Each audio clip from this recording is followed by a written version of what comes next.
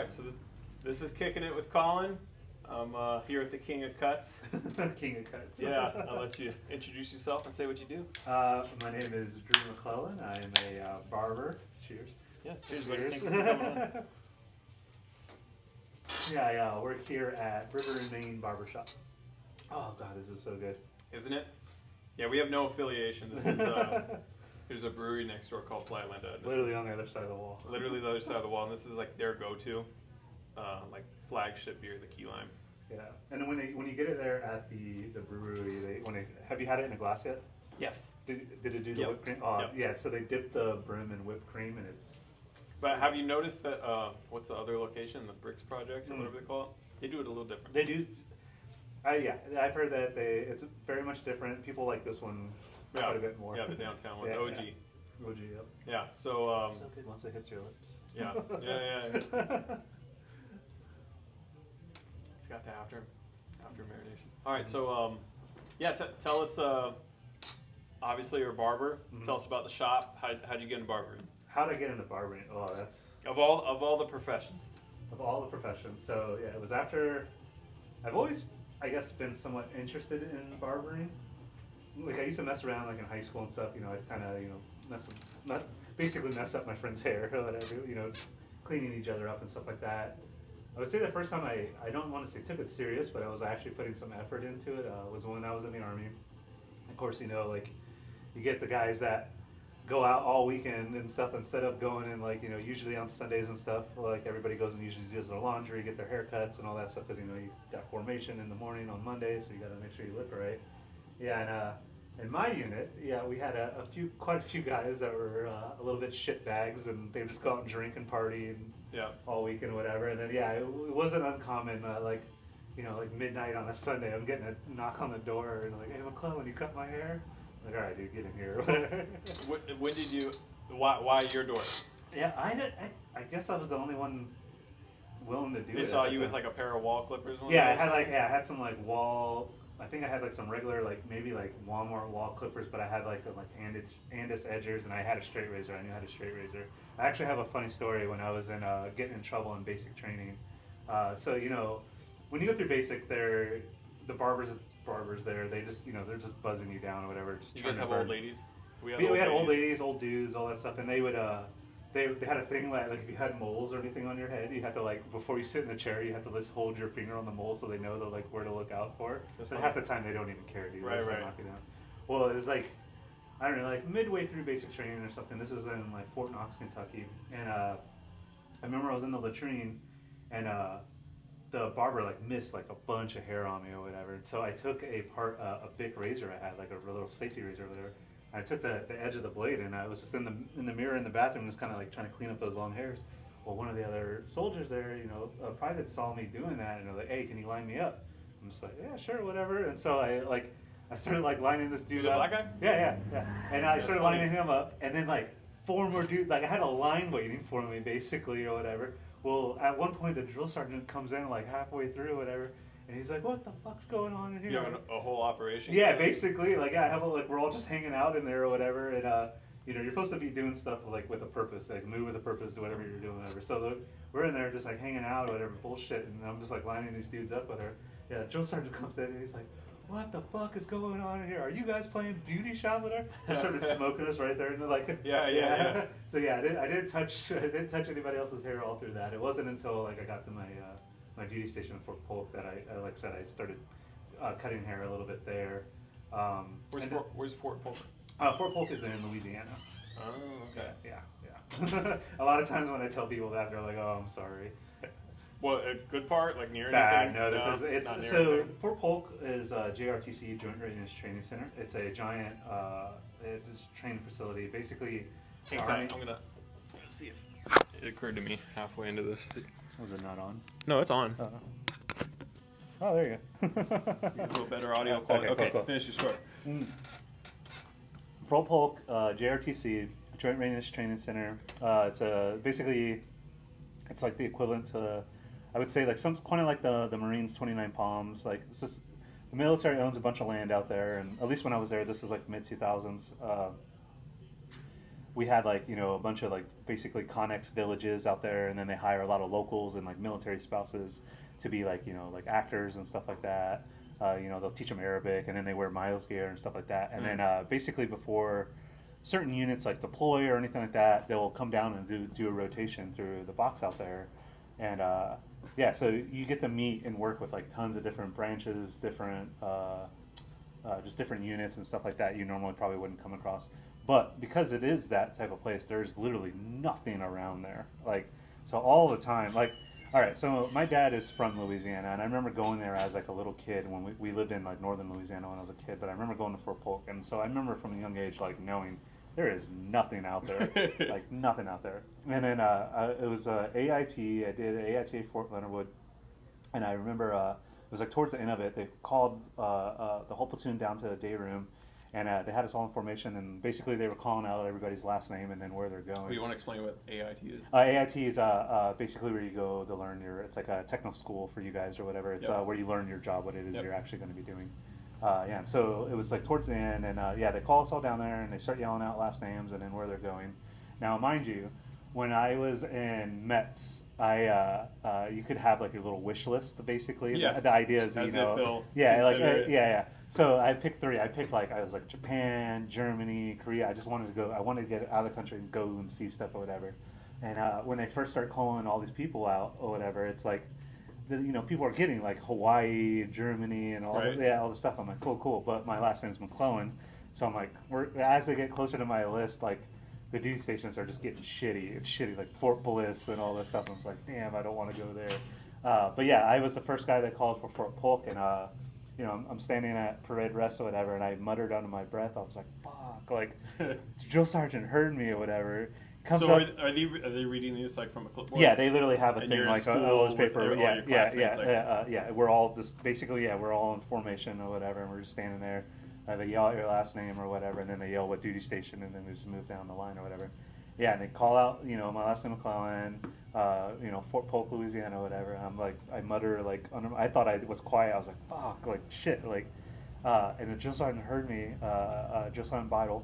And he comes up to me and he's fucking like knife handing me. He's like, "Do you have a problem with one of the military's finest institutions?" I was like, "No, drill sergeant, whatever." Well, fast forward like another 2 weeks, I think it is, or whatever. We finally graduate, and you know, they kind of talk to you somewhat like a normal person, shake your hand and stuff like that. And I remember during graduation, they're walking down the line, or whatever, and shaking my hand or whatever. And when drill sergeant Beidel gets up to me, he like grabs me by the hand and like pulls me in all close, and he's like, "Yeah, sorry about Polk. The place is a shithole." I was like, "Yeah, I know, whatever," and just kind of laughs or whatever and keeps going on. But yeah, basically, yeah, that's how I kind of got into barbering is being at Fort Polk. How I started taking a little bit more serious, kind of like actually trying to do fades and stuff like that. No, because now people are depending on you. Oh yeah, They got nowhere to go. Yeah, oh yeah. So yeah, that's how I first started doing it, and then fast forward a couple years after I get out of the Army, I go up. I'm in Alaska at this time. I'm up at Fort Greely doing security. It's Fort Greely is it's where our Minuteman missiles are. It's one of our missile sites in case you know, like Russia or anybody. So else. Is this your first duty station? No, my first duty station was Fort Polk. This is after I got out of the Army. Polk was. Oh, okay. Yeah, so after I got out, I didn't know what to do with myself, like, Sure. Because I got hurt, I got med boarded out, and I had no idea what to do because I was basically planning on making the military my career. I was going to follow like my dad's footsteps. I don't know if I ever told you about my dad. No. So he just retired 2 months ago. He was the command sergeant major of the 100 Missile Defense Program. Like, Okay. yeah, so that's how I ended up in Alaska when I got out of the Army and down in Fort Polk. I literally didn't know what to do with myself. I went out to California for like 2 weeks, and then I ended up in Alaska. I'm doing security on the missile site out there, and I'm just bored, dude. It's just old people out there, and there's like the closest stoplight's like 2 hours away. There's just nothing going on. Yeah, I'm not familiar with, like, I know where Anchorage is, but Yeah, that's about it. So this is Fort Greely is out in the middle of nowhere. Like, Okay. the going joke out there is like people, like, especially if they come in like a military flight or something like that, is like, you know, they'll ask like, "Oh, where's the closest Walmart or something?" Sure. Like, all right, you leave the front gate, take a right, and then when you get to your first stoplight, it's right there on your left hand side. Well, that first stoplight is like 2 hours away. Like, Jesus. it's out in the middle of nowhere. Yeah. So yeah, I go up to Alaska because I didn't really know what to do with myself at the time. I'm doing security up there. just stacking some money. I took off for a little while, went to Utah, worked and snowboarded basically there, and just kind of burned through my money. Went back up to Alaska, started doing security again, and I was basically like, I need to find out something to do with myself. And at that time, I was like a really big rockabilly kid. I used to have like pompadour and all that type of stuff, and I was just really like completely just dove into that whole lifestyle and everything. And I remember coming across some YouTube videos of a barbershop in Southern California called Hollywood's, and Hollywood's was like, to me, like the mecca of like all that stuff. I was like, I just see, a bunch of guys, they're sitting around, they're dressed to the nines, they're sipping on whiskey, smoking cigars, doing cool haircuts, there's hot rods and sleds outside and stuff, and I was like, dude, I want to be one of those guys. So I started looking into barber schools in California, and I found one in Anaheim that accepted the GI Bill. And so, and at this time is when I started talking to my wife back in the, this is so long ago, this was during the MySpace days. So like, yeah, exactly. Yeah, so basically, I ended up, short story is I ended up moving down to California. There's a lot more to this, but go to barber school. At this point, we're living in San Diego when I finally get my barber license, and I'm cutting hair for a couple months down there. And then my wife, she's a nurse, psychiatric nurse for the state of California at this time, and she just got a job at a hospital. I bet she has good stories. My other buddy's sister does that, and she tells me stories. Dude, I don't know what she would be allowed to say because of like HIPAA stuff or whatever, but like, she's okay. So to divert a little bit, I've spent a little bit of time in that hospital, and I would volunteer around like holidays and stuff like that to go and cut hair, because they have air quote barbers there, but it was just like old ladies that would just strap a number 2 on and just bald these dudes up, whatever. They didn't care. But when I would come, I'd actually give them like proper fades, style their hair up and stuff like that, clean up their beards, and make them, even though they're all drugged up and fucking insane, it's still the nurses and everything said that they could see a difference in their mentality whenever I would come and do that. Wow, the the power of a haircut. Yeah, exactly. And so I guess they started using me using my name as like a bargaining chip. Like, if you guys don't act right, then Drew's not coming, and like I would straighten them up or whatever. But yeah, I just, anyways, getting back to it, what I was saying is like, just my few hours a year spending in there, like, I don't understand how people spend their whole careers like working in those facilities. It's literally insane. But yeah, my wife's definitely got some stories from there. But I don't know, where was I? San Diego. Yeah, so we left. I've been a barber for about like 3 or 4 months down in San Diego. We move up to like, my wife starts working in like the LA area, and then we moved to, I think it's Fullerton at that point or something. Anyways, I ended up, for shits and giggles, I hit up somebody I kind of knew, like a famous skater that worked at Hollywood's, and I was just telling him like, oh dude, like I used to watch your videos when I was a kid. I think it's really cool you're a barber. I'm kind of following the same footsteps. And then I kind of like shot my shot there, and I was like, hey, by chance, are you guys hiring? And usually that's the type of shop you kind of like got to know the guys, and they got to know you and fit a certain vibe. But basically they invited me in. I went to the Hollywood shop and did like a test haircut. They really liked me, and I worked at the Costa Mesa location for a couple weeks, and then they put me in at the Long Beach shop, and that's where they have 2. They have 4. Wow. Or had 4. Because I like Costa Mesa. Yeah. So it was right there off of is it Superior, or what is it, the 55 that ends right there? Anyways, yeah. So they had the original shop is in Costa Mesa. He switched to a bigger shop still in Costa Mesa. Then he opened up I think it was like 2006 or something. He opened up the Long Beach location. That's the one I mostly worked at. And then there was also a Huntington Beach, and then he also had one in Sydney, Australia as well. Interesting. I think the Sydney, Australia thing, though, was just like a group of guys that just paid for the name, or basically something like that. Because we never really talked to those guys or anything like that. Oh, yeah, it's like, how do you manage the vibe? Exactly. I think they kind of just paid for the name and the look, but kind of did their own thing. Yeah, franchise. Yeah, That's basically, what franchise yeah, is, right? basically. So I worked there for a couple months. You said the Long Beach one? Yeah, the Long So Beach is you're a where Long I Beach spent boy. Yeah, very much a Long Beach guy. Yeah. Cool. Yeah, that's I grew up in Southwest Florida as a kid, basically, whatever. But yeah, I would consider Long Beach kind of. Yeah, for those watching, obviously we're hanging out here in Florida right now. We're in yeah. Titusville. But those of you who don't know the West Coast or have any perception of Southern California, Long Beach definitely has its own identity. Very much so. Separate from it's not LA, Los Angeles it's or not other Orange beaches. County or anything like Yeah. that. Long Beach is Long Beach. Yeah. But yeah, that's ended up cutting at the Long Beach location. I really, really liked Long Beach. It was cool. And then, yeah, we ended up moving there and stuff. I worked there for a couple years. And that's kind of where I, learned the ropes, customer service, how to actually do clean cuts and stuff like that. Yep. And then those guys, Hollywood's was a very unique place in the sense that it was like, we had a bunch of rules there. Like, it was a men-only barbershop. Like, no women were allowed in at all. Okay. They would have to wait outside. You couldn't wear Uggs. No ankle socks. They had so many just random. Were guys rules. wearing Uggs?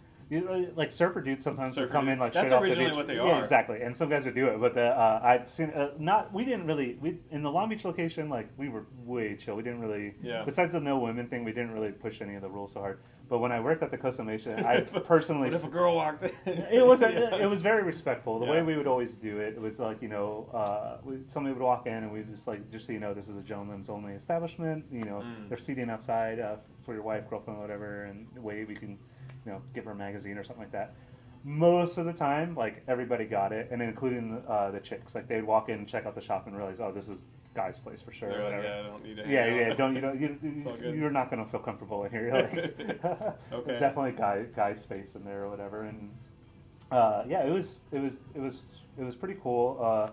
Eventually, that all came to an end in like 2016, 17, or something like that.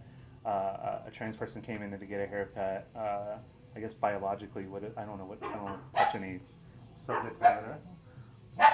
What's that? My dogs are excited.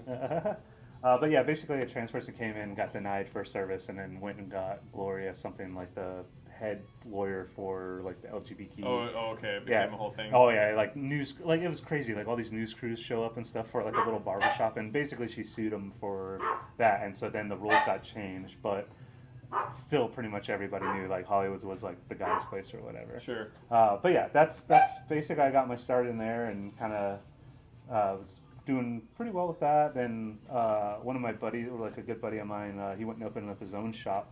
And after he was open a couple months, I went and cut hair. Still in Long Beach, down off of Broadway. I went and worked with him for a couple years, and then in the end of 2015, I ended up opening up my own barbershop on 4th Street in Long Beach. Nice. Yeah. What happened to that? It's still there. I sold it to one of my buddies. Actually, one of the guys I used to work with at Hollywood's. Okay. Yeah. I sold it. So yeah, I opened the shop. I started opening at the end of 2015. Had it for a couple years. What was that like? What was opening? Opening the shop. Yeah. How'd you get the wild hair in your ass? I don't know. I've had. I don't know. I think around that time I started venturing into like kind of thinking more like, oh, I need to do something for myself. I started my own little business while I was cutting hair at my buddy Jimmy's shop. It sounds cheesy, but you can look all this up too. I started a business. This is when California was going through their drought. I started a business painting grass green. So I had a buddy that he was like, at that time we had all the water restrictions and stuff like that. You couldn't water, only certain 15 minutes at night or something like 2 in the morning. Yeah. So weird, Really weird rules, yeah. And one of my buddies was complaining about no matter what he does, he couldn't get his grass green. So I was joking with him about painting it, because I remember like where I grew up as a kid down in Fort Myers, Lehigh Acres. During the 2008 recession, that was, I think, at one point the most foreclosed city in the United States, over Vegas. Fort and everywhere. Myers? Lehigh Acres, actually. Lehigh Acres. Yeah, it's a suburb right outside of it. Right. I guess they were Okay. building tons of houses, and then the market crashed, and then, yeah, it was like bad. Turned into like a Detroit type. Basically, yeah. There was like, I didn't live there at the time, but like you'd hear about people like, ripping the copper out of walls and stealing AC units, and it just became pretty bad down there and stuff. But yeah, what was this, 2008? Okay, so the reason I bring this up is because I remember during the recession, or not during the recession, during the collapse or whatever, the housing market collapse, that I remember seeing people were trying to do like quick flips on homes, and instead of like resodding their lawn, I thought they were using like Astro, like football field, like paint, and they were painting the grass green. So when my buddy was mentioning about no matter what he does about he can't get his grass to turn green, that's when I mentioned to him, I was like, why don't you just paint it, dude? And he's like I was just kind of joking, and he's like, can you really do that? And I was like, well, I've seen some kind of stuff or whatever. And anyways, I ended up looking up, and I found this like little concentrated bottle of this like low VOC vegetable based dye. You mix it with water, and then I bought that, and then I bought a little like chemical hand pump sprayer thing. Mm-hmm. And anyways, it comes and I go back over to his house, and it took like 2 coats, but dude, his freaking lawn looked rad afterwards, like really, really good. And so that's when the light bulb went off. Like, dude, this has got to be like ended up looking up. I was like, somebody's got to offer this as like a service or something, and no one in LA was doing it. Nobody. And that's like, I was like, okay, this is something. There you go. There's yeah. So nobody else is doing it. Yeah, dude, the story ends up getting pretty crazy. One day, I ended up like investing. I bought better equipment. I bought like an airless paint sprayer, and then just like better stuff. And then I bought a couple gallons of that concentrate. And we're doing like friends and family and stuff. And at one point, I'm doing a house down, I think in like Belmont Shores or something like that in Long Beach. And as we're doing this person's lawn, their neighbor comes out and starts talking to us and kind of like asking us about the lawn painting and stuff like that. Well, fast forward later on, she ends up interviewing us. I come to find out she was a reporter for Entrepreneurial magazine. So I could actually look it up right now. That's the name of the magazine? Yeah, Entrepreneur magazine. You never heard of it? I feel like I should know about yeah, you this. absolutely No. should. That's like Okay. OG. Yeah. So so she was a reporter for Entrepreneur magazine, and then sure enough, the article and the pictures and stuff like that got published in the magazine. Dude, once that got published, like we got blown up. What like, year was this? This would have been 2014, maybe. Meanwhile, 13, you're 14? still barbering. Yeah, this is when I was working at not at Hollywood's. I was at my buddy's Jimmy shop. Okay. We called that 1246 at the time. So yeah, I was cutting hair. Like I kind of started cutting back on the cutting hair thing and started kind of more focusing on the grass painting because we started getting blown up. Like LA Times, New York Times, BBC, Reuters News, MSNBC came out and did a live thing with me. I was terrified. Like Wow. national TV and like yeah. Just because you're a guy with a bottle. Yeah, basically, I'm just spraying all this stuff, and yeah, we just got tons of attention, and then we had like phone calls like from TV producers, and then somebody wanted us to go on Shark Tank and all this stuff, and I was like, I mean, it's cool, but I'm just painting grass, like Yeah. I don't know like what I could do or whatever. But anyways, That's hilarious. yeah, that was my very first business, and then eventually, it started raining, and the drought wasn't such a big deal, and then no pun intended, but like business kind of dried up at that point, and so. I stopped kind of focusing on that and kind of went back to focusing on barbering, and that's when I was like, I need to kind of do my own thing. And I remember I think I was driving down the street on 4th Street, and I saw this one building with a for rent sign, and So went and checked so it it's out. like the grass painting thing gave you a taste of that. yeah, kind of working And for you're yourself, like "Man, yeah, I exactly. got my own That's thing here," yeah, like- exactly. And then that's when I was like the first time experiencing kind of working for yourself and making your own money, being your own boss and stuff Yep. like that. Way more work Yeah, than oh, yeah. being an employee or whatever. Yeah, you think. Same thing. Like I very much so when I got my barbershop, you wouldn't think it was a small little 4-chair barbershop, but you wouldn't think much of it. But dude, yeah, lots of work, constant work, constantly. But it was at the end of 2015. That's when I was just driving down the street, saw that place. Called on it. It was a very reasonable price, and I was like, dude, I think like crunching some numbers, and of course with my wife's help and stuff like that, I was like, I think we can make this work. And So you got business loan? nope, no loan. Did it No out of loan. pocket. Yeah. Oh, nice. Straight shoestring budget. And like, did you do it with the owner? Like you work something out? I think with I got them? like a month of rent free or something like that while Okay. I did the build out or something like that. Okay. Yeah, I think it was something like that. Nothing too crazy. I think I got like a month. And I just learned that because I wouldn't say a mentor, but I had an older friend, started off as a customer, kind of became a buddy or whatever. And he's a little bit older than me, but he's a successful business guy. He's on, you can look him up. His name's Kieran Stone. He's on a pretty good show right now called The Fixers, and by trade he's a general contractor, but he's like one of those guys that kind of got his fingers in restaurants. He owns a gun store. Okay, like, so he's diversified. oh, very He's very a little of diversified. this Yeah, but because of the contracting thing, he legit like I think he built Ron Howard's house. Like he's a bunch of movie So, stars. Yeah, he's yeah. done a lot of stuff like that. Well, basically learning, I kind of picked up a lot. Just pick his brain on stuff or whatever, and he kind of helped motivate me, kind of doing my own little business thing. So he of took it. the time to hang out. Pretty How well. did you meet More, him I again? shanghaied him when he was in the chair cutting his hair. I would just ask him a million questions. I feel like you have the opportunity to do that with a lot Very of much people. so. Like now that I have you where I want you. Yeah, it's like I always joke about like being like gangs in New York or whatever. There was a Bill the Butcher, he would have his meetings in the butcher shop, while he's cutting stuff up, whatever. I was like always joking that like I'm basically like the Bill the Butcher of like barbering. Like I was Hell always yeah. joking if I started like like a little mafia or something like that. That's how I'm gonna do my meetings. Like sit in a chair, like here's something you don't like, just a little. Yeah. You need the glass eye and the rabbits. I'm about due for another beer. Oh, yeah. Bud Light or Coors, unless I'm camping maybe. Yeah. But Pat's, I'm like, yeah. Yeah. Like, Supposedly, when I first started at Hollywood, they used to say it, although I saw zero evidence for it. But supposedly we were sponsored by PBR. what was that take? Again, I saw no evidence of it, but that's something the owner and people would say all the time. Hollywood sponsored by Pabst Blue Ribbon. As long as it's cold, Yeah. I feel like it's good. Okay, so before I lose my Wait. train of thought, we were talking about you opened up your own shop. So that's pretty exciting. What, being as a barber and you're self-employed and trying to figure out taxes and stuff. Yeah. What was it like doing paperwork to get your own shop up Dude, and running? terrifying at first. And then especially Like a in business entity. Yeah, figuring all that. Again, this is where my buddy Karen kind of he helped out a lot. Just asking In the him state of quick questions. California. Yeah, exactly.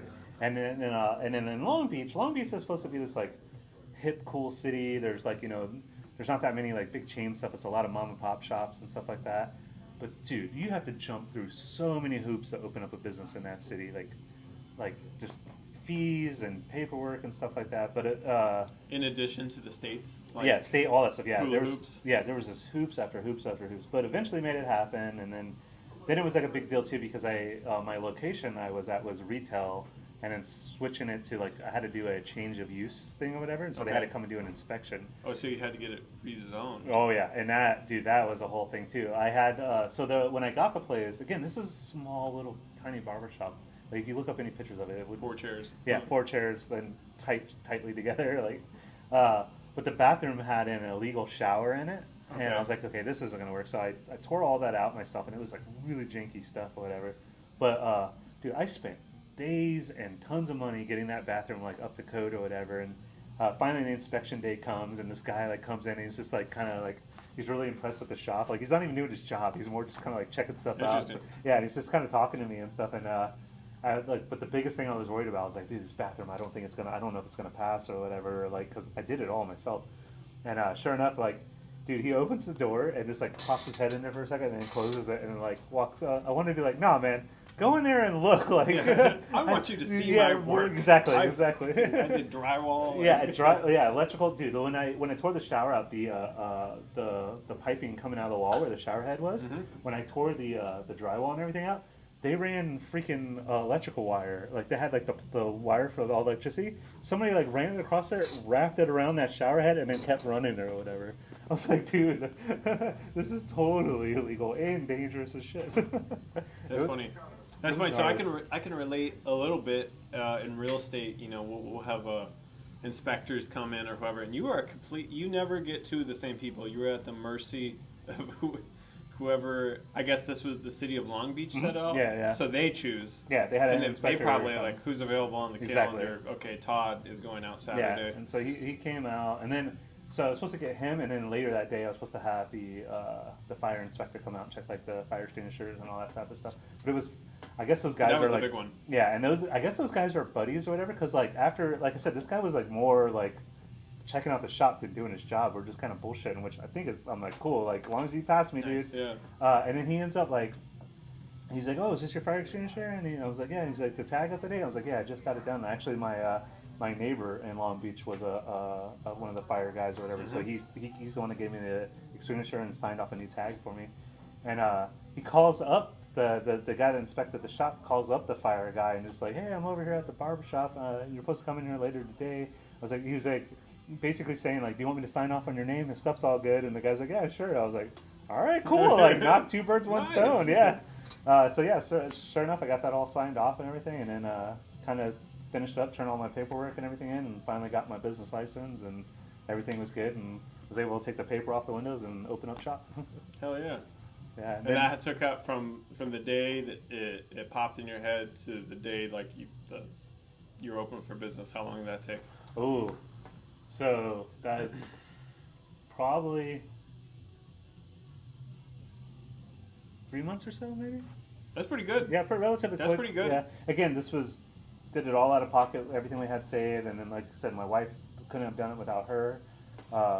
Shoestring budget, very basic, I had like all new chairs and new equipment and stuff like that, but like I still didn't have a waiting area. I just had like little fold out seats and stuff like that, like very, very basic. But Yeah. over time, it all came together. I kind of just, as I started working, just kept putting money back into it. Yeah, and you stuff like reinvest that. back in the business. Yeah. Cool. And then why Oh, why sell it off? At this point, we've been in Long Beach probably for like 10 years or something like that, or working in that area and stuff. And we were, I think, just kind of getting over California at that point. Like I kind of had my fill. Again, like I grew up military brat, and then growing up in Florida and stuff like that. And as a kid, there wasn't a whole lot going on out there or whatever. And so like as a kid, I was like, oh, I want to go to the city. I want to go to the city and stuff. Well, now I'm getting older and slowing down a bit or whatever. And I'm kind of had my fill of like, especially in Long Beach, I feel like we all just live right on top of each other, just packed rats and stuff in there. And so I wanted like a little bit more space and kind of slow down. And then at this time, this is like when everybody was moving to Austin and stuff like that. Yeah, the Texas. Yeah, so that's basically I kind of did the same thing. I actually wanted to move. You know what's funny is people are now leaving Austin. Exactly. I'm bumping into people at my open houses saying we're moving from Austin. Yeah. So I did the same exact thing. We moved there thinking it was going to be one thing, and then once we got there, I was like, oh no, this is still very much California. All the stuff I hated about California and stuff. I thought on paper it was going to be the best of both worlds in the sense of, it's Austin. I didn't want to lose the things I didn't want to lose about California was like the diversity of food, the music scene, and cars, and all the cool stuff. So I was like, it's Austin, so it's going to have all this. But then the things that I'm also into, like shooting and outdoor stuff, fishing, a lot of that stuff, I'm pretty much a felon in California for doing. Sure. So that's why I was like, Texas is going to be the best of both worlds. I'll interject. You know what's funny about that, and it's you've discovered this, but a lot of people from outside of California would think that state's not good for all those activities, but it's actually great for shooting and off-roading and all those. Yeah, it was amazing. But the municipalities and the powers that be make it difficult to participate. Despite having such a good geography. Yeah, Matthew McConaughey, he has a saying of he calls Austin a blueberry in a bowl of tomato soup. Sure. Yeah. And it was very much that. And basically we were doing like I was working at a really cool shop there called Honest Barbershop. Those guys are super rad.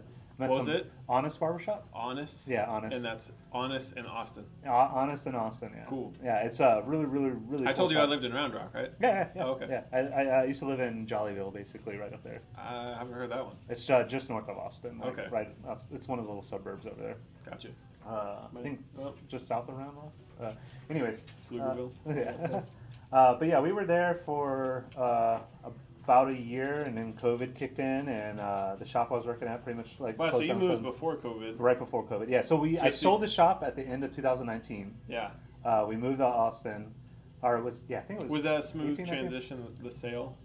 Oh yeah, that was pretty straightforward and nothing too crazy. I also didn't. Again, it was a small shop. I wasn't. Yeah. I'm a pretty easygoing guy. I'm not really trying to get over on anybody and stuff like that. So I sold it for a very reasonable price. I was just happy at that point. I was happy just to get out of California. And with barbering, sorry, because it's just before we get on to the next topic. With barbering, all the barbers, and catch me up because it's like I don't understand it, but I think it's similar to like our industries. It's like I'm self-employed and I'm my own entity, but I do hang my license underneath a brokerage, similar to how you're your own entity, but you operate your business under this domain. Not so much. You're pretty much you're just an independent contractor, 1099. But you don't own. I don't own this now. Shop. But it's still my taxes fall on me. It has nothing to do. Okay. With so how did the other barbers in your shop? Because you had 3 other chairs. The 3 other chairs, and they're just 1099. Yeah. And I will have that. How's that agreement go? Like some guy walks in and says, "I want to start cutting in your shop," or? Well, I mean,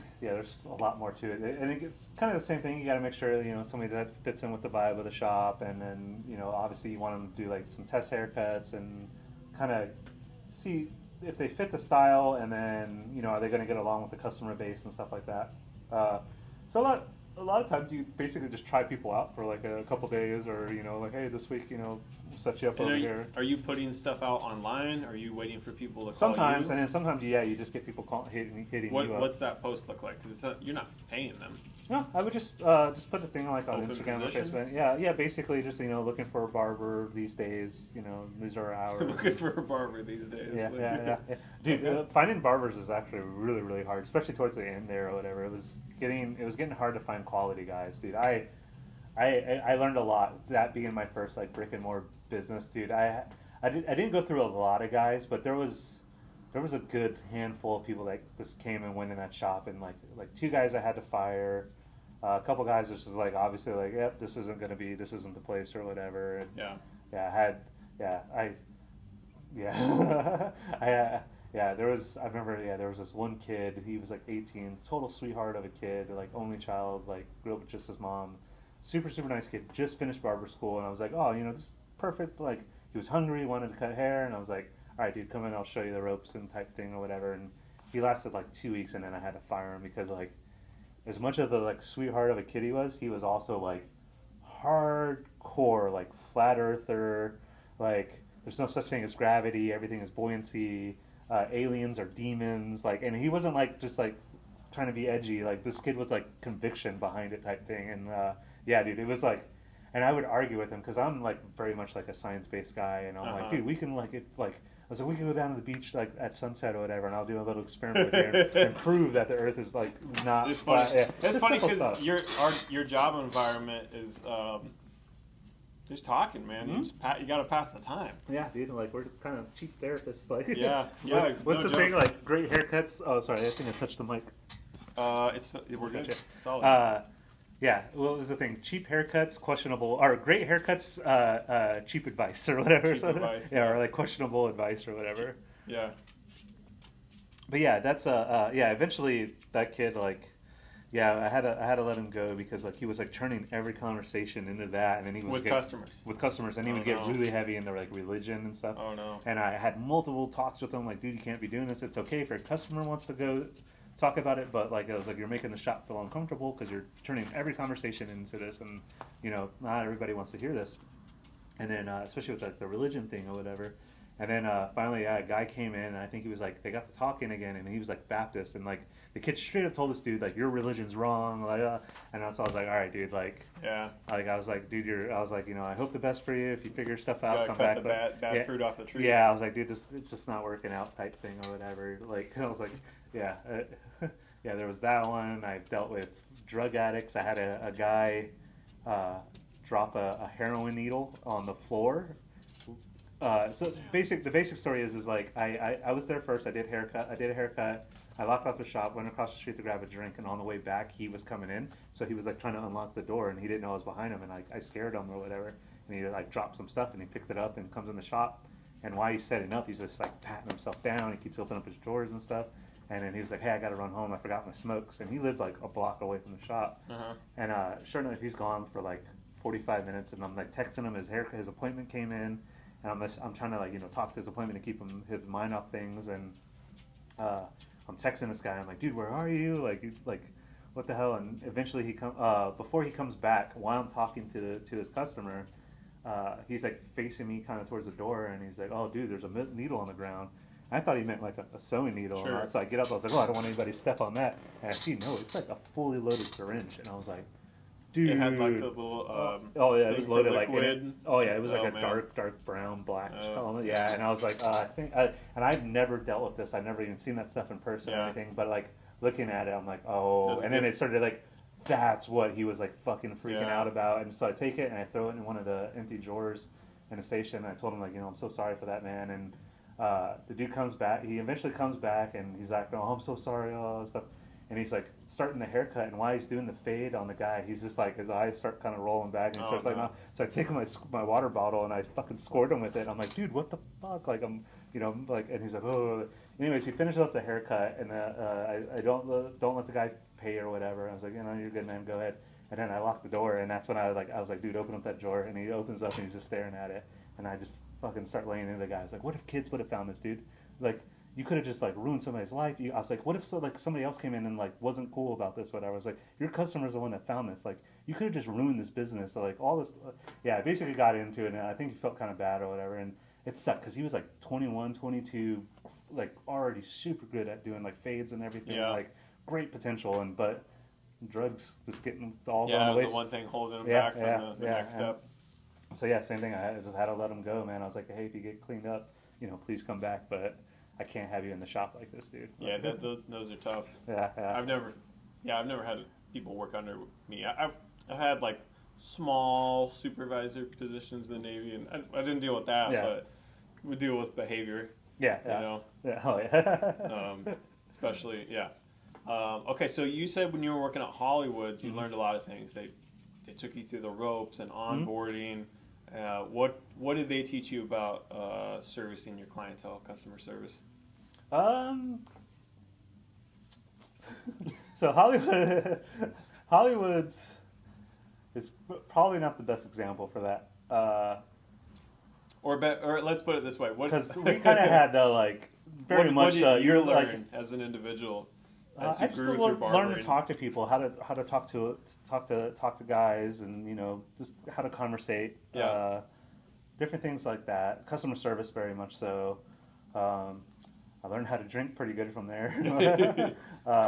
Yeah, Hollywood's had the like, just to give you an idea of the mentality. There was a sign on there when you come into the Long Beach shop, like up on top of with a little shoe shine thing that says something about like sit down and shut up or something like that. You're lucky to be even getting a haircut from us type thing. Sure. It was Punk very rock- much punk rock, fuck yeah, you. it was yeah. It was very much one of those like there was a Yelp review, something about like full on this article, like paragraphs of just talking about like how arrogant and pretentious that everybody was in the shop, but at the very end, best haircut of my life. And that's what kept people coming back. So yeah, definitely, I learned a lot, pros and very much cons. Like I would say I was definitely like more of one of the like kind of easier going type guys or whatever. Okay. Yeah, there was other guys that very much had the like cool guy attitude type stuff, and Right. but I don't think that was ever really Was me. it stink? My shit don't stink. Very much so. Yeah, Yeah. there was a couple guys like that. I don't know maybe that far, but I would think I was a little bit more humble than some of the guys there. Okay. Yeah, then a lot of that though comes down from the owner. That dude's like 5'2" and carries himself like he's like 7'8". Like You were telling me with this. You were Yeah. telling me his character. Okay, so Yeah, back very on the much so. customer service stuff.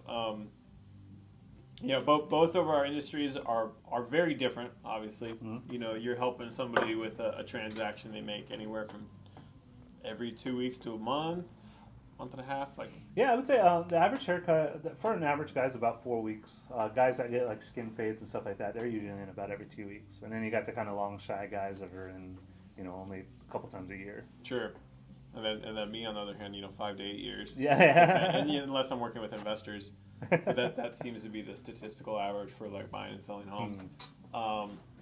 What do you do to stand out from others and bring back those clients? I'm not sure. Like, what do I do? What different? experience are you? I don't know. I just try to provide like literally. I try my best with every single haircut I do. Like, I'm human. Everybody has off days and stuff like that. But I generally try to, one, give them what they want, and then two, also make it like a positive, like fun experience. Like Yeah. whether it's talking, anything like bikes, cars. Like again, I'm a very very diverse guy. I'm like into just about everything, and so it doesn't matter like who you are. If you sit in my chair, there's a good chance I'm going to be able to relate and connect with you and stuff like that. Yeah, and then I just want them to feel comfortable and just kind of reassuring that we're doing what they want, and then just try to make them happy. Yeah, that stuff definitely overlaps on my side. So this is something I was listening to because I listen to my realtor podcasts and mindset and books, and I'm curious kind of where it falls into your realm of work. Haircuts, it's a simple thing, but it's also like, they have to walk. They are walking billboards of your work. Absolutely. Yeah. So, what do you think the difference between pleasing a client is and serving a client is? Pleasing a client, I think, is more making them happy, even if it's something that you don't maybe not think it's the best thing for them. Like you can, if somebody wants a certain haircut that may not suit them or their look like that, you may try to give them some other options and stuff like that. But if they're dead set on it, then you have to please them, give them what they want type thing. Right. Servicing, I think, is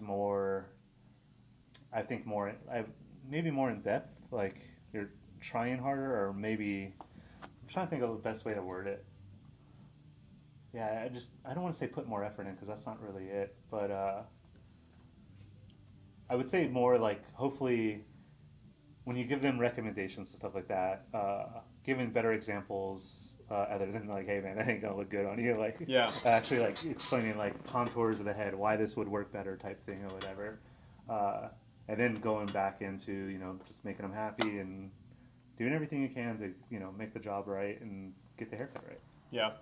Have you ever gotten pushback being like, you know, a client comes in and they're like, they want this haircut, and you're like, I don't have enough hair to work with, or your head Dude, shape's yeah. like, it's just not going to happen, but they're pushing for it. Over the years, I'll be kind of jokey about it, but like people You don't have show to me name pictures. names. Don't get yourself in trouble. Yeah, I'm definitely a little bit more, I don't want to say out there about it, but before I'd be like, yeah, man, and then I'm like, how the hell am I going to do this or whatever, or very politely explain like, you know, this isn't going to work because of this. But now I'm at the point in my career now where somebody will show me like all the time, like Brad Pitt and stuff, and I'm just like, what part of this is it the Fury? The Fury all the time.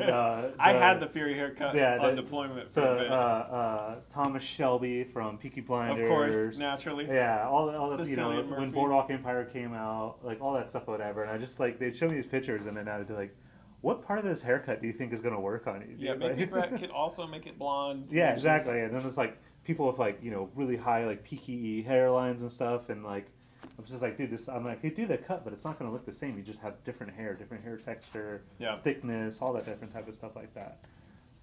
Dude, I loved it though when Boardwalk Empire came out, like because it was all that with Steve Buscemi. Yeah.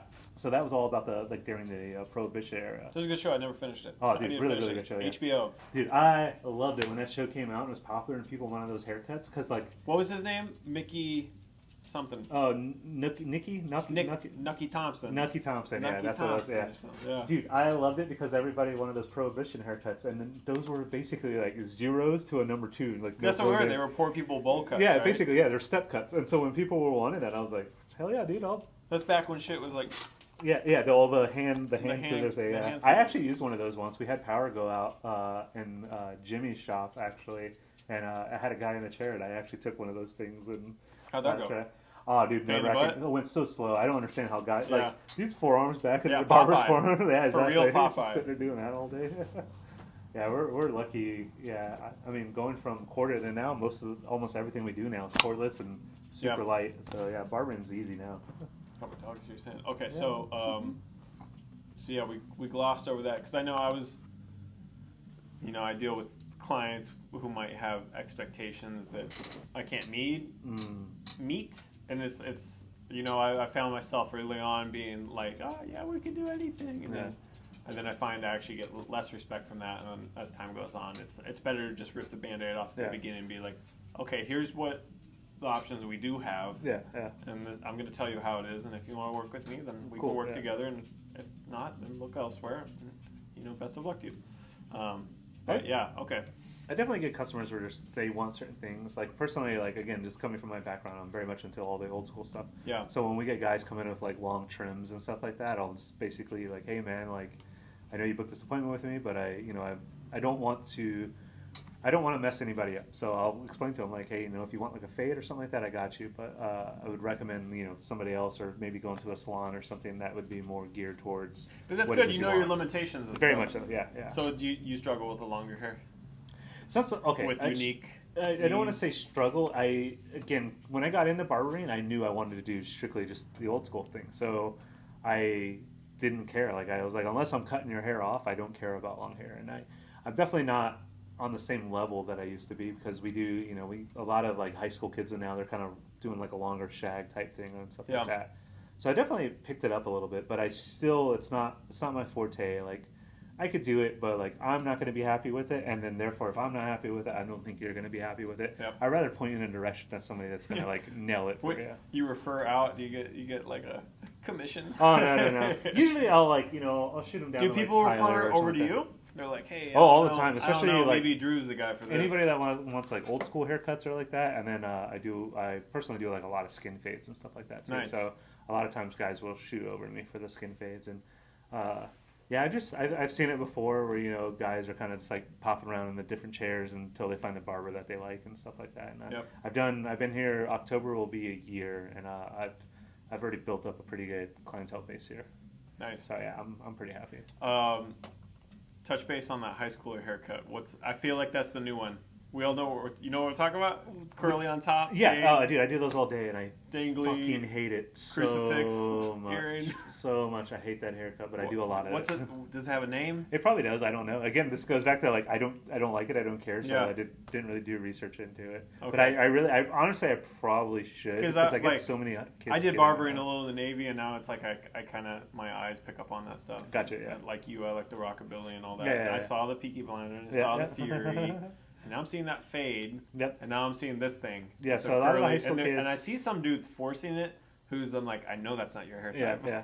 No, a lot of dudes literally will go get perms and then come in here and then would cut their hair. Is that what it is, perm? Yeah, they'll get perms and all that stuff in there. What's the difference between a perm and a jerry curl? Don't know. Okay. Literally. But they're similar, yeah? I think so, yeah. Okay. Yeah. Again, this is like those things that I had zero interest in, so Gotcha. didn't learn, didn't look into it. Okay. I used to argue with one of my instructors in barber school, especially when I had to learn how to do perms or whatever. Yeah. It was part of on the state board, and I would bitch and complain like, this is stupid, like I'm never gonna do this as soon as I leave here, like why do we have to learn this? And she would just get on like, you never know, one day you're gonna have to do it. And now hilarious. I wish I would have actually paid attention because I could have. That's for another this service interview right now, like exactly. I could. That's another service we could be offering, but again, it's not what I want to be doing in barbering. Right. So I just didn't put any effort into it. Well, I mean, other than this question right now, has anybody walked in the door and be like, Drew, can you give me a perm? All the time, dude. Really? The same guys, yeah. All the high school kids and like dudes in their early 20s that are getting those haircuts. Oh, and then they ask all the time, oh, do you guys do perm? And I'm just like, yeah, we don't do perms here, man. They can do the haircut, but not the perm. Yeah. There's a beauty salon around the corner. Yeah, there's literally, I shoot at people all the time. Go hang out with the girls. Yeah. Yeah, usually like when somebody comes in with like long hair and stuff like that, I'll try to toss them to Tyler or Olivia, and then if they can't do it, then same thing, I'll just shoot them to like one of the salons or something like that. Funny. Okay, so we were talking about the haircuts, and then so as far as your barbering goes, you've been almost here a year. You're established not only at the shop, but you've been doing barbering a while, and you're confident in your abilities. Very much, yeah. So I got my barber license Halloween Day 2011. Okay. Yeah, and that was an experience too. I didn't think I was going to be. Yeah, so at the time, California just switched to like a completely different test, and I think my group was like the second group to go through. So all my studying material, so again, we were living in San Diego at the time, and so we drove up to LA to go take the state board, and on the way up there, you said in Anaheim? No, I started barber school in Anaheim, but then by the time I actually.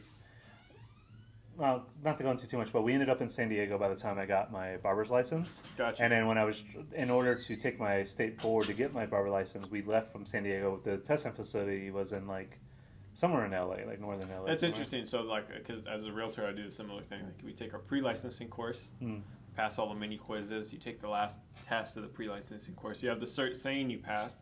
Now you're eligible to go take the actual exam for the realtor license. Yeah. So. Similar to you, now you're eligible to go take the barber thing. Yeah, so I go to take my barber exam, and on the way up, like in the back of our textbook, there's like 4 practice tests with like 100 questions each or something like that. Something like a lot of questions. I had that stuff so memorized. Like on the way up, I'm driving. My wife is reading the questions, and like before she can even finish reading the question, like I finished the question for her, and then I give her the answer. Like I have the shit memorized. Nice. But by the time I get up to take my state board, we do the written, which is really just on the computer, exam first. And I like raised my hand and called somebody over because I thought they gave me the wrong test. Because like the stuff on these questions, nothing to do with what's in the book or any of those practice questions at all. And they're like, no, this is the right test or whatever. And I'm like, so I thought I failed right there because like this was like, dude, what is this shit? Like this I've never learned this. This was never in the book. Like, again, like it was like we were one of the first groups through that doing the new exam, whatever. But yeah, so I take the exam. They don't tell you if you pass or nothing. You break for lunch, and then you come back and you do the practical exam. Short story is basically go do the practical exam. I didn't even want to go do that. Like when I went to lunch, I went down. My wife's in the car. She's down there waiting for me the whole time, and I'm like, dude, let's just go home. Like none of the questions I studied were on the test. I don't feel like I passed. Like, and my wife's like, well, go do the practical so you have a better idea for next time you have to take it. I'm like, okay, cool. So we come back. I do the practical exam. And then at the end they pull everybody. We're all in this like room. And then this guy comes in and he's like, when I say your name, stand up against the wall or whatever. And we're like, they say like 7 or 8 people's name. They stand up and then he walks them out. And like, but they don't say it's good, bad, nothing like that. We're like, fuck, are This those is all weird. those? Yeah, very much so, For a dude. barber exam? Yeah, oh, dude, it was like some being in a penitentiary type stuff, dude. Like everything, like closed rooms, like very institutionalized. All the individual in front yeah, of you. Yeah, walk out the exactly. door. Yeah, and heads up, like Yeah. just shit like that. And then, but basically, yeah, they walked those dudes out, and then they had everybody else stand up against the wall, and then we went up to this like little window, and then sure enough, those were the people that failed, and so all of us, the rest of us, got our licenses. And dude, it was so funny on the elevator on the way down. Like I have no idea who any of these people are, but we're all like cheering, high-fiving each other. Nice. We did it! We're barbers now. Yeah, dude. Dude, we were so pumped. I had no idea who these people were. Yeah, it was just funny. So yeah, I got my license. Went back to San Diego. Started cutting there for a couple months. And then eventually that's when my wife got the job up in LA, and then we moved up there, and that's when I hit up that guy from Hollywood's and basically got hired on there. Yep. And then then just went all the way up until, like I said, the end of 2015, and then I opened up my own shop. Yeah. Sold that, moved to Austin. We were in Austin for almost a year, and then COVID hit. And then I kind of used that as, Austin, we kind of shut down. Like the shop was, it was a slow down quite a bit, and then our lease was ending, and so that's when we decided, back home where I grew up in Florida, like things didn't really slow down too much, but we could go down there and probably do pretty well. And isn't that funny? Because like I took her to visit family during 2020. Things were all boarded up downtown. A lot of restaurants weren't open, and I think a lot of people who moved to Austin and stuff were kind of like, and Austin was enduring a little bit of a homelessness epidemic. Oh yeah, I remember when I first moved there. In addition to all the other stuff going on in the world, and they were like thinking like, oh, was this a good move? Yeah, Austin.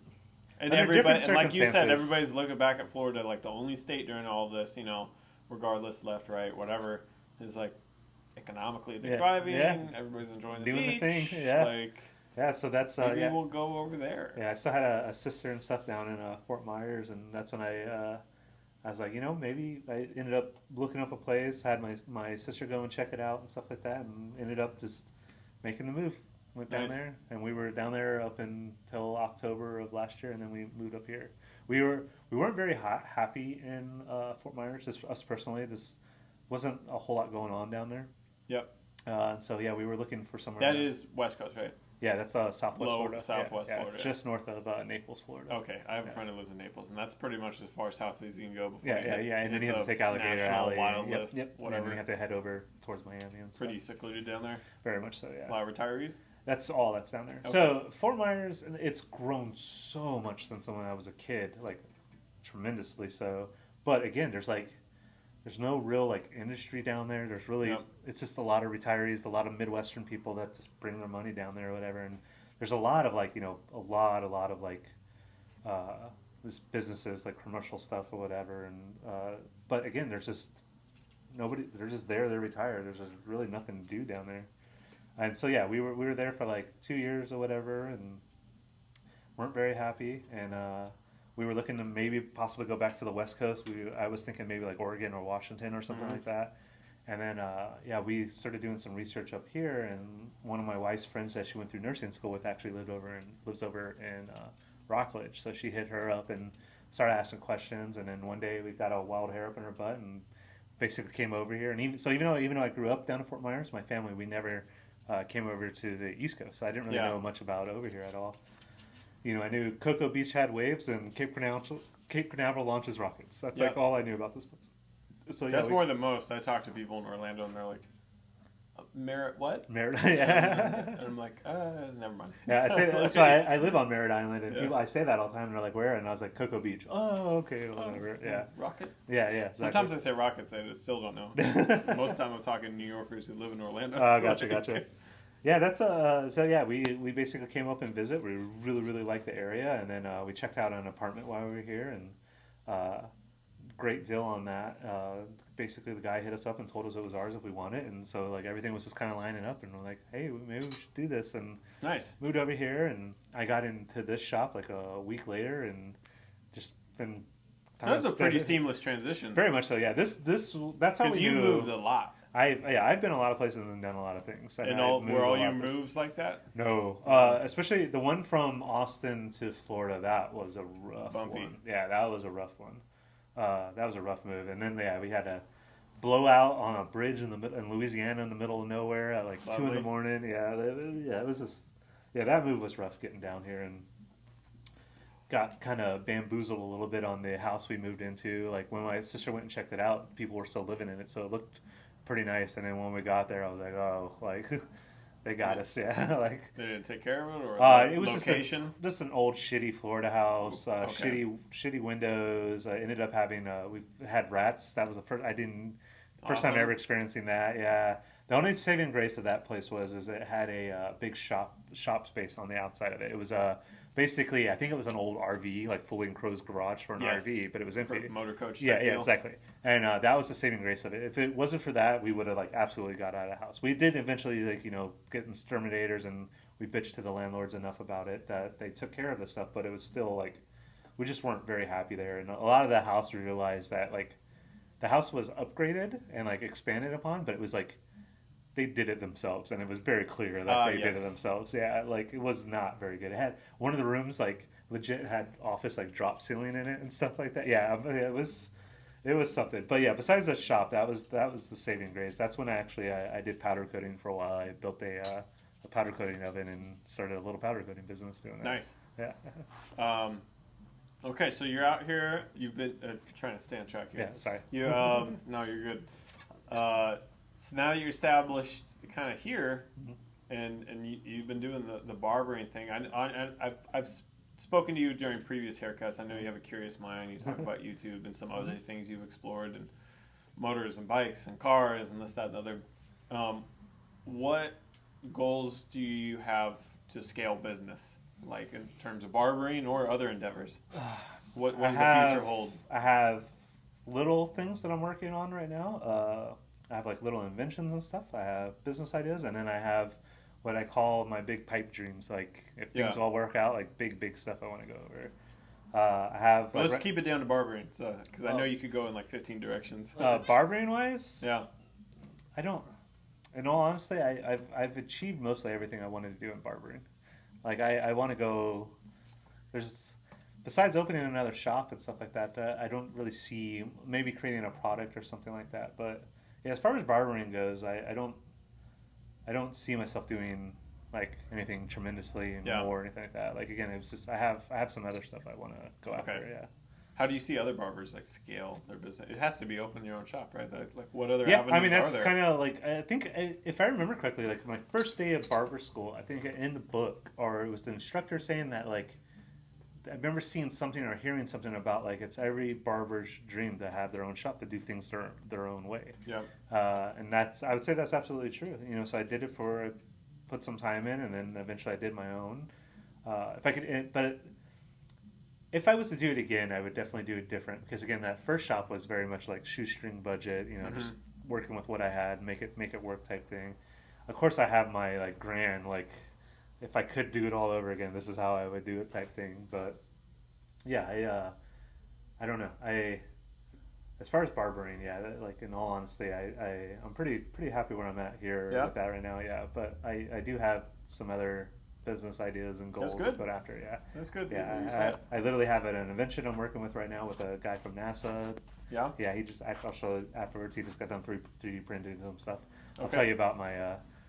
I'll tell you about that idea. Okay. What we're working towards. Yeah, I'm trying to wrap up here a little bit, but okay, so I gotta refer back to my notes now. We did pretty good. We're pretty far. Let's see what else I got going on here. I feel like I hit all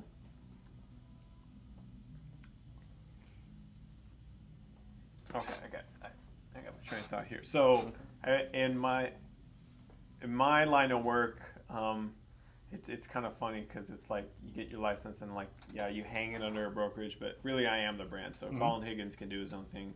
My other buddy Tom, Bob, whoever can be their own type of realtor, and you know, something I learned actually when I was practicing real estate out here was like your vibe attracts your tribe. And I feel like you hung your license at a good shop. It's funny, I use that term. That's a realtor term, hung your license. But do you feel like you're a part of a good tribe? Because I feel like this is the spot. Yeah, especially in this area. Like, so when I moved here, there was, I would say I'm a specific type of barber. Like, I would fit in a specific type of a shop. And so, when moving up here, I was doing my research. And the pickings were pretty thin. There was like basically this shop, and then there was another one down in like Cocoa Village I was looking at that I felt like be comfortable at. But when I came in here and met these guys, like everybody was super cool, super welcoming, and like I was like, you know, like my wife came in with me when I first like kind of interviewed and met Tyler and stuff like that. And I remember when we were leaving, we were both saying like, this is the spot, these are the guys or whatever. And I could see the potential of like, you know, this shop, like it was big space and everything like that. They seemed to have like a really good thing going, but I could see, I was like, potentially like, man, this could be like bigger. And now we are about a year later and things have changed quite a bit.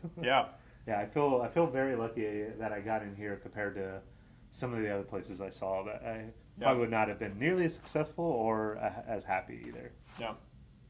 I definitely think it's a good fit. For those of you watching, we're in the River and Main barbershop where my man works, and then since I used to live out here like a year ago, or a tad less, but since visiting, the shop has combined forces with the local tattoo parlor. Tattoo Control Tattoo.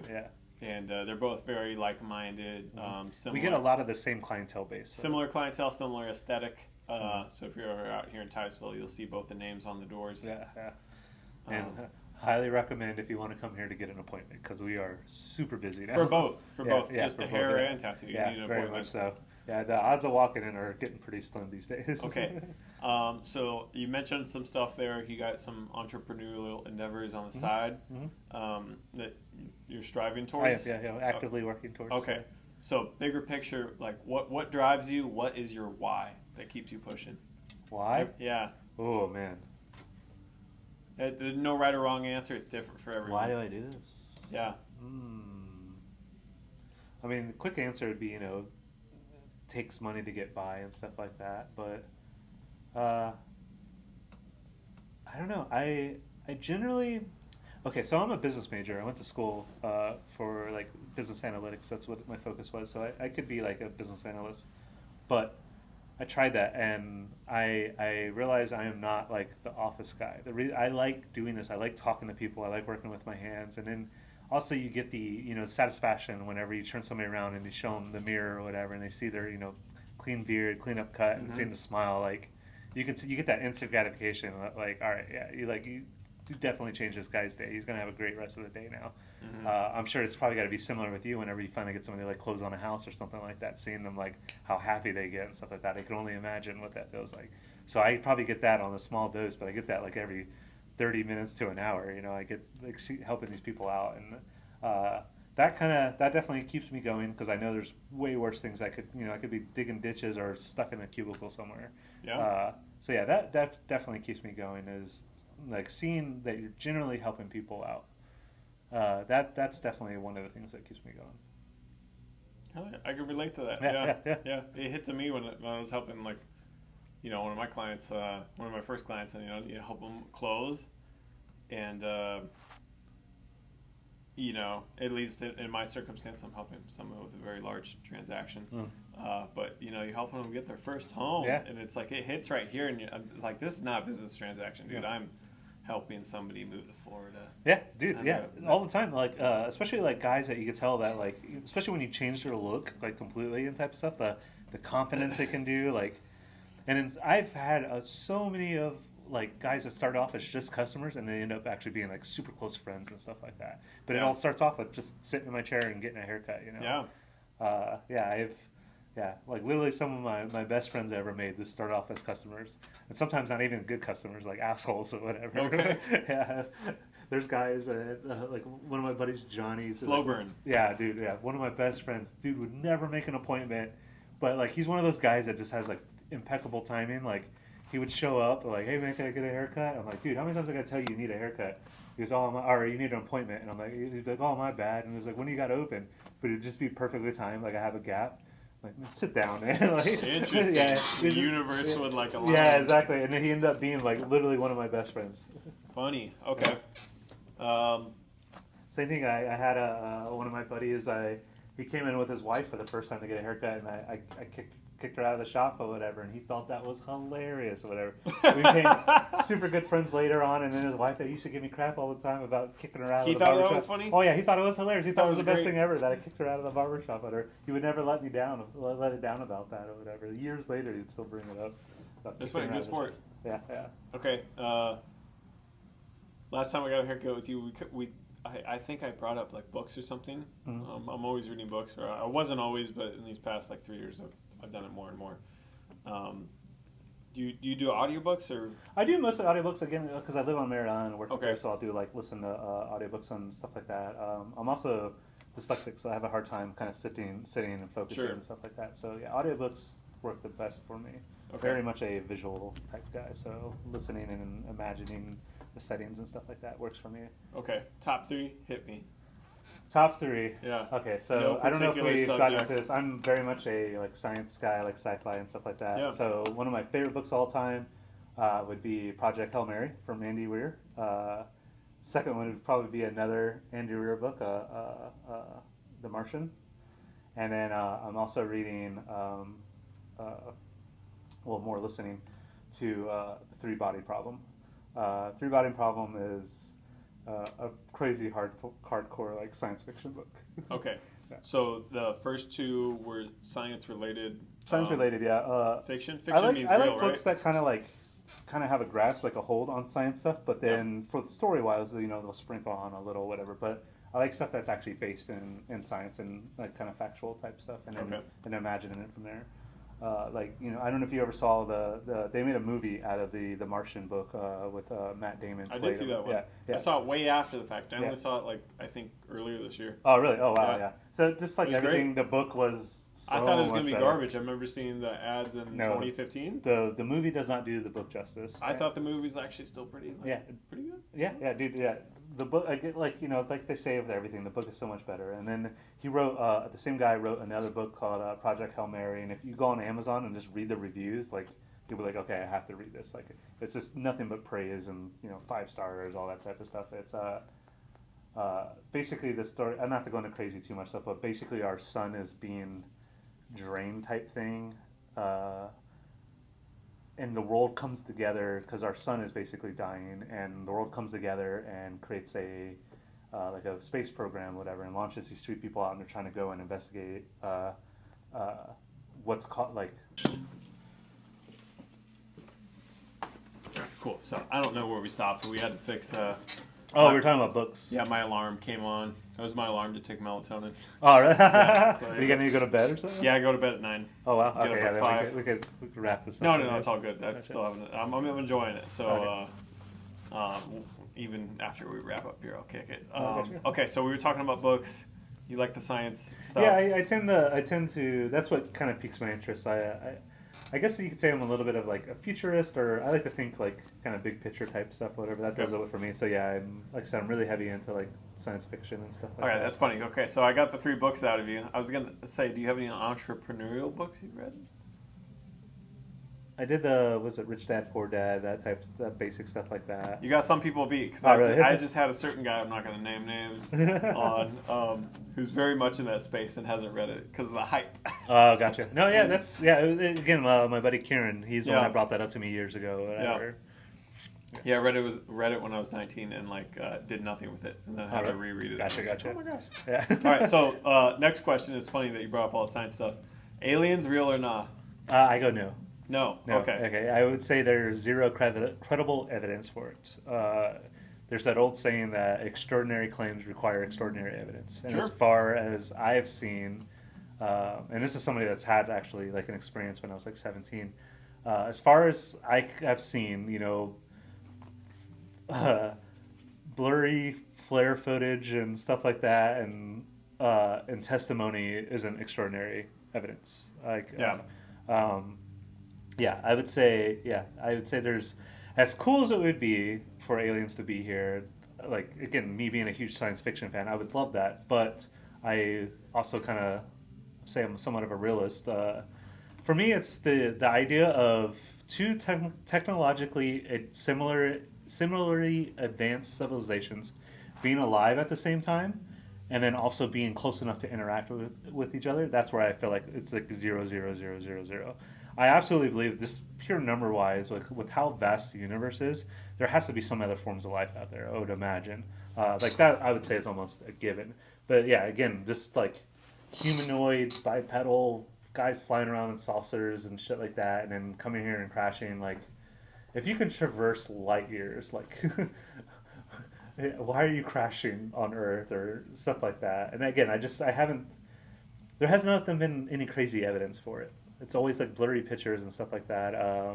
I've done I've dived. I still stay very much active on like searching this because I want it to be real, because then it means we're not alone. There's something bigger than us going on out there. But again, critical thinker, like look beyond just face value. As far as I could tell, I've seen zero real evidence for it. Personal thought. What's yours though? Let's hear it. Oh man, I could go on for an hour. Yeah, I'm down. Yeah, I also, again, like I said, when I was 17, I had an experience where, not to go too crazy into it, but basically, it was like late at night, 2 a.m. This was out in Lehigh Acres where I was as a kid. I just got done installing a stereo into a buddy's car, and like it's like 2 a.m. We're he lived kind of out in the boonies a little bit, and I'm leaning against the car talking to him, and at the end of his street, right above the tree line, going like, it was like kind of a T intersection, and the trees right here, right above the trees, I saw a blue light just floating right across the top of the trees. But by the time I'm like, what the hell is that? They turn around, it's gone. But again, it was like 2 a.m. and it was super late, because I remember him yelling at me, because after I hooked everything up, I wanted to turn it up to make sure it worked, and so I turned it up for a second and it got loud, and he's like, it's too late or whatever. So what were the stereo. I stereo? just installed the stereo in his car, or whatever, and so I turned it up loud to make sure that everything worked, and then turned it off. And I remember him getting mad because wake up his parents and stuff. So mind you, it's dead silent, or like it's really, really quiet. And after we're done, I'm just leaning against the car talking, and like I said, I see this blue light go right above the trees, but zero sound, nothing like that. And so I was like, most of my life I thought, I was like, I've seen an alien or whatever. Because you saw the blue? I saw the blue, yeah. But again, there was nothing, besides being a perfectly blue light and then dead silent, there was nothing extraordinary about it. Sure. Part of me is like, Occam's razor. I'm like, okay, was it aliens, or was it potentially more likely that, again, in the early 2000s, was it like a drug plane coming in, coasting right before it landed, or something like that? This is out here in Florida? Yeah, this was in Florida, in Okay. Lehigh. Again, it was just like, it could have been, the right wing. What threw me off, though, is, like I said, it was dead silent. We were out in the middle of the, he lives out in the boonies, and there was zero sound, but it was perfectly just blue light just moving across the top of the trees, and it was, that one was, it got me for a while, whatever. And like I said, I used to be hardcore into it, like, they got to be out there, but again, I think going to college and learning critical thinking and stuff like that, and this kind of gave me a different outlook on things. So when I started doing more and more research into it, I just I've listened, to all the guys. I've looked in David Greer, Commander Favor, Jeremy Corbell. I can't stand that guy. He's a character. Yeah, dude, I cannot stand that guy. Yeah. Basically, I know, like I said, I know all about this. I am still very much, I look into it, but I think it's more like hoping, like, come on, there's got to be something good out there. Yeah, but, more so hope than... Yeah, but again, everything that's been put out is like, there's a guy, have you ever heard of Mick West? No. Mick West is, he gets a lot of flack because originally by profession he was a video game designer, but if you watch his videos, he approaches things in a scientific method, and he's very, very analytical and really good, and he has really, really great debunking videos. I don't even want to say debunking, but he explains a lot of what we're seeing. Like, he did a great thing on like the whole Tic Tac thing.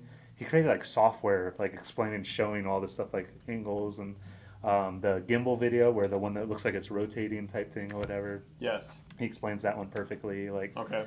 Perfectly explains all that. And then the the one on the Navy ship of like those triangles flying. That's clearly bokeh, so something out of focus. Yeah, that all that stuff, as fun as it would be to like think like this stuff's real, I don't see any evidence for it. And then something personal that I kind of noticed on my own, which I could be completely wrong. This is my opinion.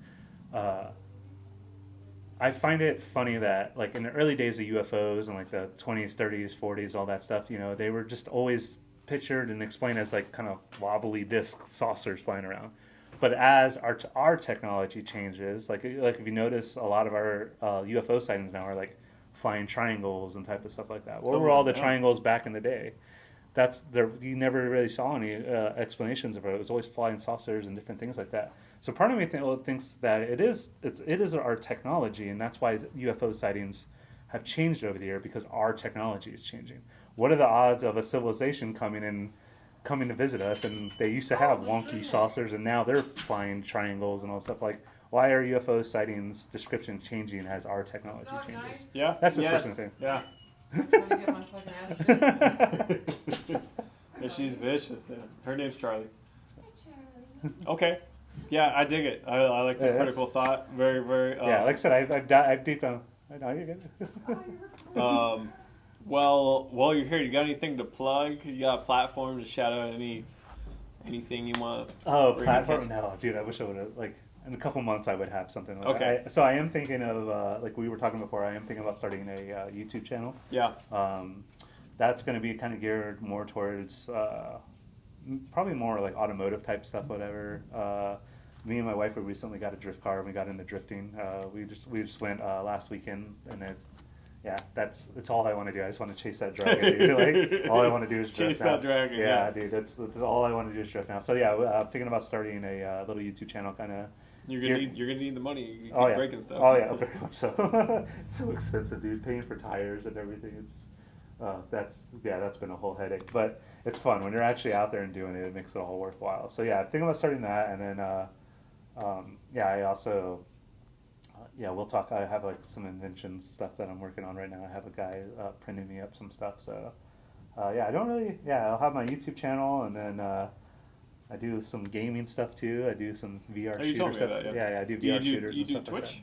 Like that. I do have a Twitch account, but I haven't started in there. I'm not streaming yet. I'm 2 pieces away from my new PC build. I just need my processor, and then I'm getting a Samsung G7 monitor. But other than that, I have like a freaking mountain of parts right now. This all stacked up, yeah. So once I get that all dialed in, that's when I plan on starting to do streaming a little bit more serious, and then do all like video editing and stuff like that.